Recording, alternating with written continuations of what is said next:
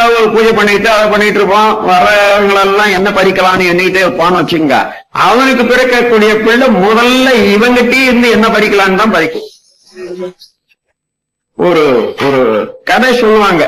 அது ஒரு ஒரு ஆளு அவன் எப்போதும் மரங்கள் ஏறி ஏறி முட்டையை திருடி திருடி திருடி அப்படியே அதை எல்லாம் சாப்பிட்டுட்டு அப்படி வாழ்க்கை நடத்துறவன் அவன். அவனுக்கு ஒரு பிள்ளை, அவனுக்கு ஒரு 10 வயசு ஆகி போச்சு. இவனால மரம் ஏற கத்துக்கிட்டான். இவன் அப்பா கூடவே ஏறது இறங்குறது. இவன் ஒரு நாள் என்ன பண்ணா, அப்பா அந்த முட்டையை வாங்கி வாங்கி பையில போட்டுட்டே இருந்தார் பாருங்க. இவன் பின்னாலேயே ஏறி போய் பார்த்துட்டு அப்படியே பார்க்கிற போது ஏற்கனவே வாங்கி போட்ட முட்டையை இவன் எடுத்து போட்டு இவன் ஒரு பையில போட்டு இறங்கி வந்துட்டான். அதுக்கப்புறம் இங்க வீட்டை வந்து பாக்குறான், முட்டைகள் இல்ல. நான் இன்னும் 4 இதுல இருந்து எடுத்தனே நன்னாங்க 14 4 2 8 முட்டை இருக்கு.